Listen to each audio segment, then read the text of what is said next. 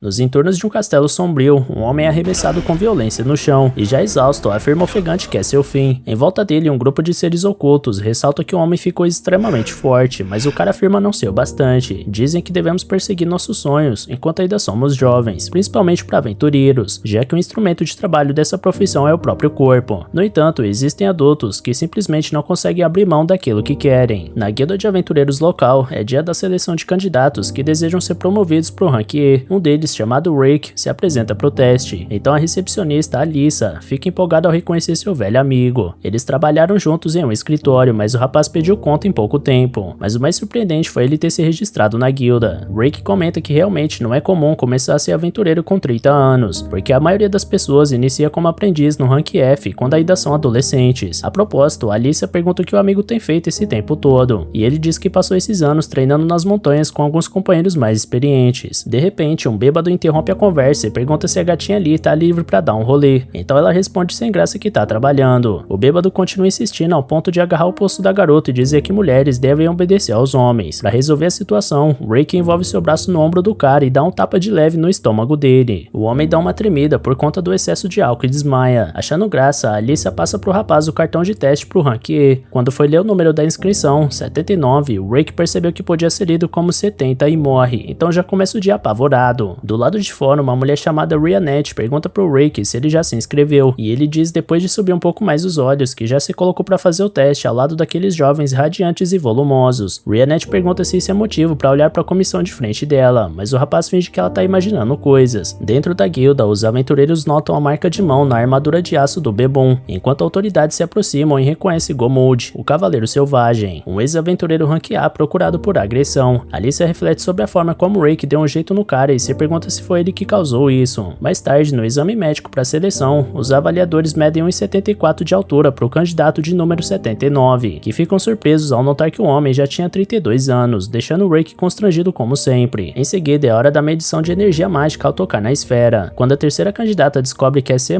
todos em volta ficam impressionados, até que o Rick é chamado. Após certa expectativa, a esfera dá uma estalada patética e avalia o aventureiro com F-, provocando a risada dos candidatos em volta, que nunca viram alguém com uma energia mágica tão baixa. Curiosamente, após a partida de Rick, a esfera racha. Depois se inicia o teste de força bruta, onde os selecionáveis devem direcionar toda sua força em um único golpe. O saco de slime absorve qualquer tipo de ataque, portanto, o pessoal não precisa se conter. Ao escutar isso, Rick se lembra dos treinos da montanha, onde seu tutor ensinava que não importa a magia ou arma que você esteja usando, o corpo sempre será a base de tudo. Portanto, se o homem conseguir destruir esse saco de slime dourado com as próprias mãos, saberá que construiu um corpo em que pode confiar. Rick argumenta que não é capaz de destruir algo tão resistente, mas o instrutor explica que isso é apenas o básico. Então destrói o saco com facilidade e afirma poder fazer isso com 200 desse de uma vez só. Dito isso, Rick começou seus treinos no slime dourado com 50.000 socos por dia, e sente na pele o inferno que foi aquele tempo. Logo o teste começa e o primeiro candidato impressiona ao usar uma magia de fortalecimento em um chute. O segundo era um filho de duque metido e vaidoso, que dizem ter apenas 11 e uma magia equivalente ao rank C, uma típica criança prodígio. Então, lá vai o garoto conjurar uma magia ao recitar uma poesia inteira. Com uma grande energia emanando em volta do seu corpo, ele lança a magia de terceira natureza composta, eliminação de chamas. Assim, uma bolinha de fogo ridícula parte em zigue-zague até o saque se desfaz nele. O avaliador fica impressionado com a genialidade do jovem, enquanto Rick se lembra que também teve lições de magia de terceira natureza composta de calor. Na ocasião, a instrutora arremessou uma esfera em chamas capaz de arruinar uma montanha inteira. Após outros candidatos terem sua vez, um inscrito número 79 é convocado para o teste. Antes de começar, um dos avaliadores ressalta que o Rick não pode esperar muito crescimento da sua magia nessa idade, porque o correto é começar a prática desde jovem. A conclusão do avaliador é que o Rick deveria desistir. Sentindo a pressão dos olhares em volta, ele sabe que deveria fazer exatamente isso, mas ainda assim, sua chama interna continua viva como nunca. Certo dia, treinando socos no saco de slime, apesar dos seus punhos sangrarem absurdamente, ainda faltavam 30.000 socos para a cota do dia. Então o professor recomendou que o rapaz parasse, mas ele continuou até o final. Por fim, ele sabe bem que começou muito mais tarde do que os outros, mas sua crença de que ele pode recuperar o tempo perdido é maior que tudo. Com esse sentimento, ele desfere um soco que devasta o saco de slime. O pivete filho de Duke resmunga que o cara tá roubando a atenção que devia ser pra ele, mas garante que vai dar o troco no teste de magia defensiva, que é sua especialidade. Mais tarde, no teste de magia defensiva, Rick consegue se defender contra uma magia da quarta natureza, composta, que o moleque não conseguiu, e a essa altura todos estavam de boca aberta aberta perante o candidato número 79. Feito isso, o avaliador avisa que vai subir um nível e usar a quinta natureza composta. Porém, o cara explica que só consegue chegar até a primeira natureza composta. Então o instrutor acredita estar sendo subestimado e pretende não se segurar nesse próximo ataque. Logo ele conjura um ciclone de choque, feitiço de nível 5, e os demais aventureiros ficam sem acreditar no resultado disso. Sylvester Elcernia, cavaleiro de primeira classe do reino, escuta o estrondo de longe e vai procurar saber a causa disso, porque uma explosão desse tamanho não deveria estar em teste. Ao saber o que aconteceu, Lord Sylvester acha que estão fazendo algum tipo de piada com ele, porque rank F nenhum é capaz de fazer o que foi dito. Então, ele lê a ficha do candidato 79, Rick Gladiator, de 32 anos, e fica pasmo com a idade do cara. Pelo que consta, Rick trabalhou por 14 anos como recepcionista na filial da guilda Tiger Road 5.